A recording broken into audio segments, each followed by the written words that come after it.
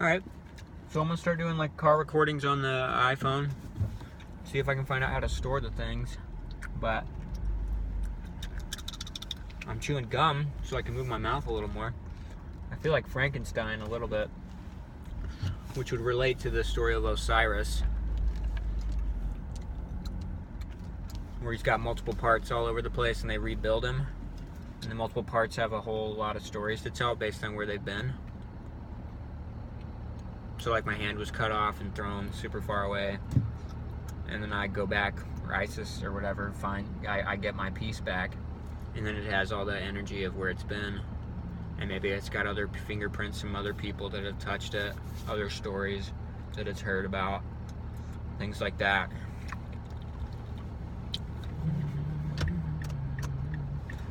So I was driving in the Mazda. Flame Cutz from the Mazda is what I'm calling it. These will be the flame cuts from the Mazda. Mazda means wisdom in Persian or something.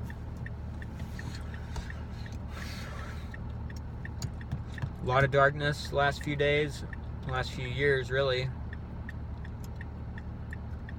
Been feeling like my right hand is a griffin claw.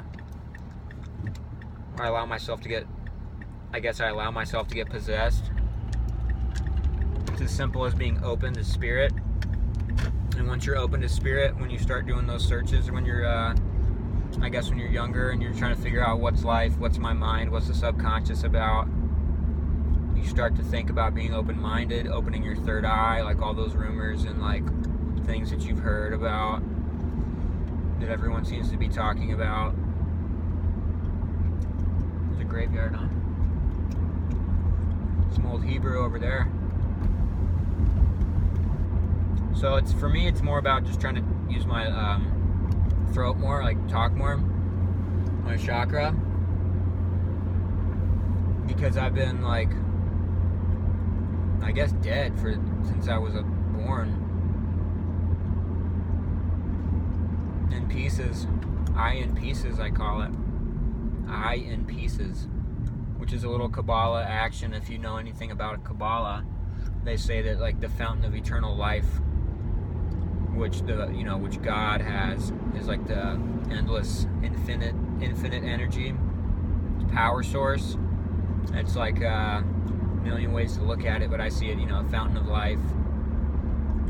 It's sort of an infinite circuit of eternity that runs all the molecules. It runs our bodies. It's like a lightning bolt. It's electrical. It's watery. It's fiery. It's all the elements combined, It's like the structure blueprint of the universe. It's got all the sweet sap in there too, man. And so that thing drips out and creates our universe, keeps things moving, keeps things living and turning, and allows us to doll the place up and have fun and live life. So they say that you've got your infinite power source in a sphere. God built it. You got God up here in a sphere. It's like a power node, like a little machine, the God machine. And the God machine, the inexpressible zero, I guess you could say. It's something that's like Yahweh. It's a word that you can't pronounce. It's a nothing. It's like before there was time, before there was light, before there was anything.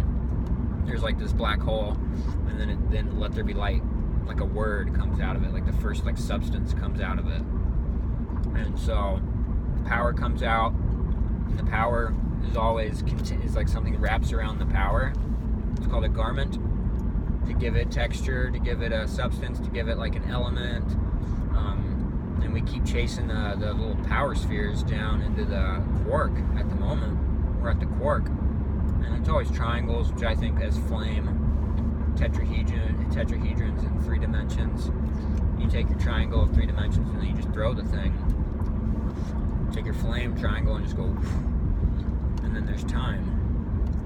And then at the end of time, you just have a big crystal, big triangle crystal, I guess. A bunch of different shapes you can mess with to come up with different theories and philosophies and stuff. So that's what I do all the time when I'm just driving around, I guess. Enjoying the day in the Mazda. I got the prayer beads, monk prayer beads from Thailand that my little brother got me, Evan. I'm just cruising in Minneapolis right now. Had a pretty dark day today, really dark day, really spiritually rebellious and angry and depressed, and just pulls out all my old stuff. So moments like that, it always gets so bad, and then you find yourself doing your old patterns. Like for me, I just get like everything the whole world just feels stark. Like all the color in life has been drained out. Like I can't think of anything fun in the future. Like there's no fun things like ahead of me. There's no happiness. Like I'm alone. I have no friends. Like I suck at everything. I hate the things that I do. Like I don't want to play guitar. It's like depression. And then it hints at suicide. You hear these voices being like, let's just, we could think about it, man. Like you want to just kind of like toss it around in our heads a little bit. Like, you know, like guns, ropes or something. Like no big deal, man. Let's bail out of this place. This place sucks. And then all these voices just start getting so big, and all these energies. It's really energies.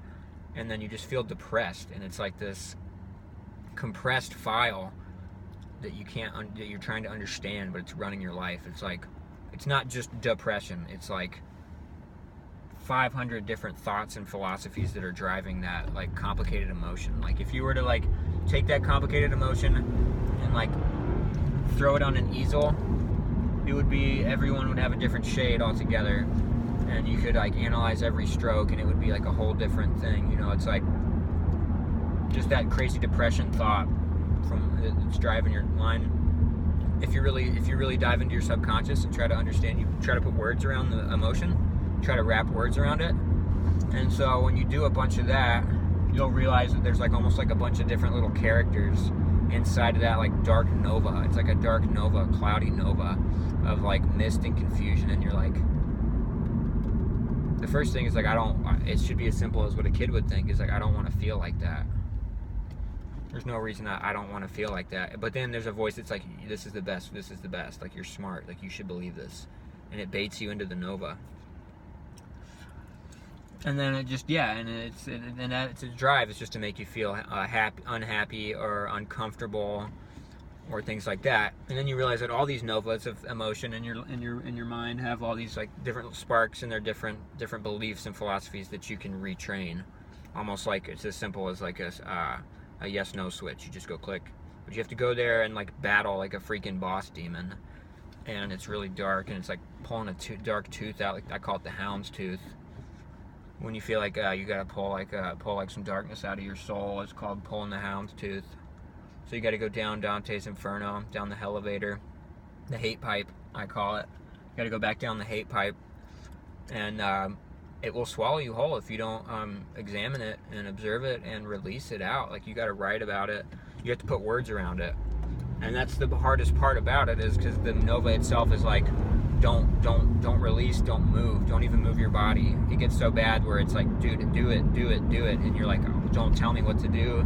There's just a satanic rebellion. It's like, I don't want to be alive, I don't want to move, I don't want to express, I don't want to live, I don't want to write, I don't want to play music. And it's like a topic is dropped into your head, and then your old pattern falls into the dark nova, and it's like I don't want to play guitar. That's how it works for me. It's like, I'll be sitting there thinking like what I don't want to do, and I'm like, well, the topic of guitar was input by spirit, and then instead of saying yes, there was a no command. It's used to going no, and you somehow start to like it. You start to like enjoy it, which is the gross part, because you start to enjoy the old pattern like it's a drug. It's like a friendly drug, like depression. And it's like, well, I'm a loner, man. Like, I'm kind of miserable, but it's kind of cool because like I'm by myself, and like, you know, I got all these friends in my head or something crazy. Like, I don't know. But it keeps baiting you in. It's like, no, this is, and it's highly intelligent. So you got to think that there's some high intelligence like driving the thing, because it's like, there's like all these back thoughts that you like. I had crazy back thoughts when I was a kid. Like all these thoughts that were running. Like I was born confused. Like I was like, what is going on? My mom said I had like, my eyebrows was like, came out of the womb going like, I don't know. Which leads me to past lives, which I've been examining. I'm really skeptical, highly skeptical.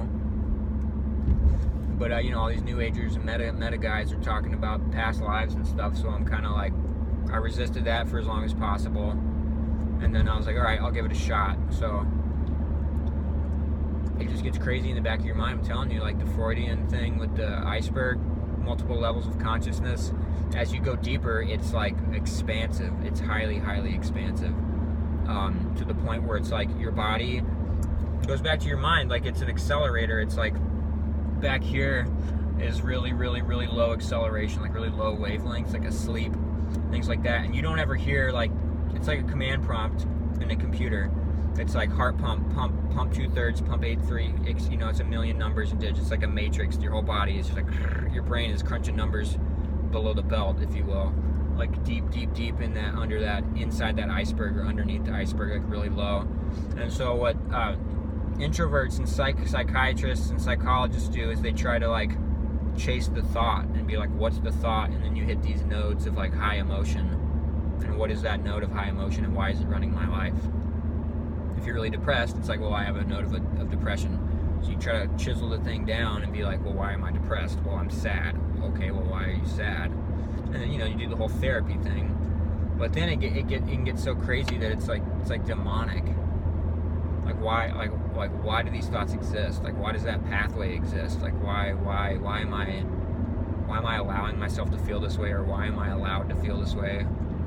And then you try to be like, well, maybe it's the past lives, because I couldn't figure mine out. It kept coming back to haunt me, and I decided it's probably past lives. I'm at the point where it might be past lives, yeah. So I'm like, the way you do it, and it kind of sucks for the highly intelligent people that are like, well, if I accept it as a belief, then it's gonna talk to me about it. It's gonna exist. Like if you believe this hard, you're gonna believe. If I believe in aliens, you're gonna dream about aliens. Whatever you think about, you're gonna create.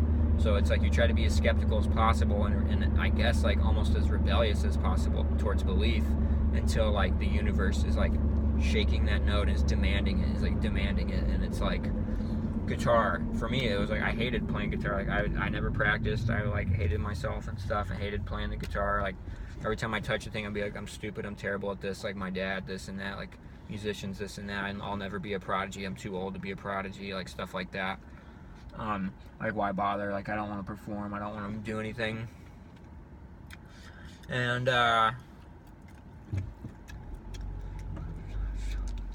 trying to find happiness, man. It's not that. I mean, it's extremely difficult for some of us. I mean, sometimes even the word happy, it's just like that's a stupid philosophy. Like why? It doesn't make sense. Like what even is happy? Like good for you. Goody two shoes doesn't have any problems. Like look at you. But yeah, I mean, I guess it kind of sucks, but it's true. Like happiness is the way. It's a better power source if you want to live. I call it life worship and death worship. And all worship is a focal point in your brain, being like, what do you think about all day? Like pathways that lead to like death of something. It might not be physical death or real death, but it's like I don't want to. Like a no statement is a death statement. And if you say no to a bunch of stuff in your life, like I don't like that. If you find yourself like using literal terminologies of the word no, like I don't want to do that. I don't like that. That person sucks. Like I hate that person. Like hate, don't, no statements. Negatives. Truly it's as meta as that. It's like a yin yang type of deal, negative and positive. But yeah, no statements I regard them as whatever kind of historic, metaphysical, like belief set. Call it demons, call it darkness, call it evil. It exists. It's a bunch of no statements in your brain. It's like a grid matrix, or like a software program that runs. It's like a vinyl. I guess it could be vinyl because I like to think of the grooves with the diamond in the groove. Like your brain, your pineal gland, and like your electricals in your mind, your nervous system. It is that diamond going like a shock diamond, like a lightning diamond, Vlastra, another word for that. And it sort of hits those grooves in your brain. And you sort of can retrain that. It's called retraining your moon, because they say that the moon is your subconscious mind. And so it's simple as that. It's like the moon is a big vinyl in the back of my head, back of my skull, inside my skull. The big vinyl.